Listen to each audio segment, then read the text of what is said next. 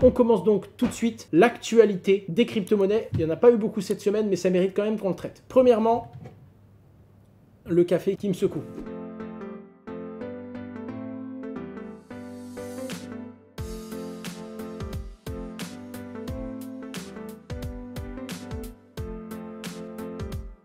Bon, Celsius, on a beaucoup avancé. Il y a eu la phase où ils ont envoyé 420 millions d'Ether. Ils les ont retirés d'AAV pour naturellement les dump. Donc on sait qu'ils étaient en train de faire le tri sur toutes leurs dettes, tout leur stock pour pouvoir faire un bilan et dire on n'est pas capable de rembourser. En gros. Deuxième chose, ils demandent la protection du tribunal des faillites pour pouvoir continuer leur activité et ne pas se faire attaquer par plein de personnes qui leur réclameraient leur solde actuellement gelé afin de pouvoir tout simplement faire de l'ordre dans leur compte et ne pas crouler encore plus sous les dettes de par les personnes qui les attaquent et de par les dettes juridiques qu'ils vont avoir que de par la dette actuelle qu'ils ont déjà. Et d'ailleurs, c'est même plutôt une bonne chose, même pour les investisseurs, parce que sinon tu te retrouves dans une solution où l'investisseur va faire perdre tellement d'argent à Celsius, Celsius va devoir utiliser de l'argent pour se défendre et aura encore moins d'argent pour rembourser les gens. Bref, en tout cas, ça c'est assez intéressant de comprendre que Celsius est en train d'avancer, ça va prendre beaucoup de temps les amis. Avalanche de dettes pour une montagne de questions. Voilà le bilan sur ceux qu'ils ont, 4,3 milliards de dollars, et ceux qu'ils doivent, 5,5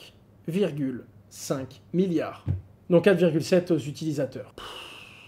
Si en réalité, ils arrivent à rembourser 60% des fonds qu'il y a sur leur plateforme, je dirais pas que c'est bien parce que c'est une catastrophe, hein, évidemment, mais c'est déjà mieux que ce que j'aurais espéré, pour être franc. Quand je les ai vus bloquer l'intégralité des retraits de tous leurs utilisateurs, je me suis dit là c'est un game over. Et moi j'ai dit à tout le monde, hein, faites directement votre deuil de vos fonds là-bas, hein, ne vous attendez pas à récupérer de l'argent. Il y aurait visiblement une probabilité qu'ils remboursent une partie des fonds et ce serait déjà pas mal. Je pense qu'ils vont couvrir 50%, c'est ce qu'on peut attendre. La réalité c'est qu'on sait pas les gars, on sait pas et ça va prendre vraiment beaucoup de temps. Ça va prendre des mois et des mois. En tout cas avec le bilan qu'ils annoncent là, ils se doivent de rembourser une partie. Tout ça pour vous dire que ce sera pas une fin heureuse, ça c'est sûr, mais ceux qui ont, et si certains d'entre vous ont de l'argent bloqué chez Celsius, vous allez naturellement récupérer une partie de vos fonds. Ce qui est déjà pas mal, comme on dit, c'est mieux que rien. Mais ce sera pas 78%, certains disent qu'au mieux ce sera la moitié quoi. Après c'est toujours pareil, hein. S'ils rendent la moitié, tout le monde se plaindra de pas avoir plus, s'ils rendent 40%, tout le monde se plaindra de pas avoir la moitié, c'est normal, hein. Enfin on parle d'une banqueroute les gars, hein. On parle d'un truc où,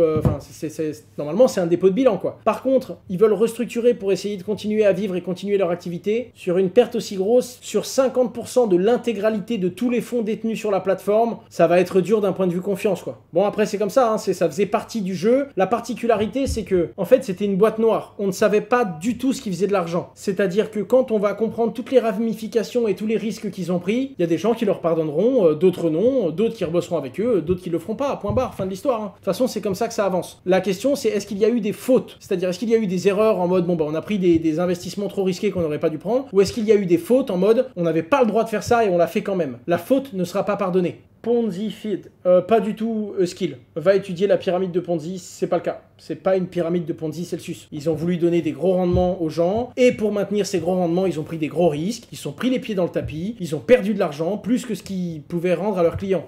Fin. De là à dire qu'ils ont été Ponzi Feed, je peux te dire que leur CEO s'en sort moins bien que certains qui sont partis sur des îles désertes. Hein. Bref les amis, on continue un peu l'actualité. Hugo Décrypte, ce génie. Les gars, je vous invite tellement à suivre ce gars-là, mais c'est TF1 2.0 pour moi. Hein. Suivez-le et il parle un petit peu de l'euro. Là, il fait un bon récap euro-dollar. C'est pas totalement complet, évidemment, il peut pas couvrir le sujet euro-dollar en 3 minutes, mais regardez, si ça vous intéresse, c'est intéressant. Si ça vous intéresse le sujet euro-dollar, c'est très intéressant pour enrichir. Je suis désolé les gars, je vous dis, hein, d'un point de vue grammaire, je dis n'importe quoi. Bref, les amis, on avance. Sorare qui rajoute une étoile sur son maillot après Mbappé, Zinedine Zidane. Sorare, ils sont quand même très lourds. Bon, ils ont des moyens, ils sont solides, ils ont un truc qui tourne bien. Bref, qu'on aime pas, peu importe. Grosse mise en avant, gros marketing, bravo à eux. On avance les amis. Ether qui pourrait voir The Merge, donc le fameux passage à ce qu'on a appelé Ether 2.0 à un moment, le 19 septembre. Les amis, je continue d'avancer. Vladimir Poutine qui signe la loi visant à interdire l'usage des crypto-monnaies comme moyen de paiement. Il a créé Bitcoin, lui. Vraiment. J'en avais entendu des conneries, mais celle-là, elle était pas mal. En fait, il prend des mesures précautionnistes envers le rouble russe. Je pense que c'est ça, tout à fait. Hein. C'est de la précaution envers le rouble, hein. C'est pas contre Bitcoin. Mais bon, en attendant, il signe quand même une interdiction contre les moyens de paiement en crypto. Donc ça reste une bad news crypto sur la zone, quoi. BNP Paribas, une banque, hein, puis je dirais même mieux, une banque totalement contre les crypto-monnaies. Je vous le rappelle, en France, les banques sont pour la tokenisation, pour la blockchain et la tokenisation des assets, mais contre les crypto-monnaies, comme si c'était différent. BNP Paribas qui s'associe donc à EDF ENR. Rappelons qu'EDF est très actif dans le domaine de la blockchain et des cryptos pour le coup. Et là, c'est BNP Paribas qui va bosser avec eux pour potentiellement émettre une obligation, donc une dette, pour pouvoir financer un projet dans l'énergie durable. C'est pas mal, ça permet d'avancer dans le bon sens. Merci à eux pour ça. La dernière actu, c'est que du coup, avec Just Mining, après plus d'1 mois et demi sans produit de lending, on en a refait un nouveau, sur lequel il y a naturellement moins de rendement. Et ce produit de lending là, hop, on donne le détail de toute sa construction, encore plus clair. Vous cliquez sur voir l'exposition, vous avez tous les détails, on vous dit sur quel stablecoin, comment, pourquoi, quel est le risque d'exposition actuel, quel est le risque d'exposition maximum. Et on a essayé de faire un produit en diminuant le plus possible les expositions. Encore une fois, dès qu'il y a de la CeFi,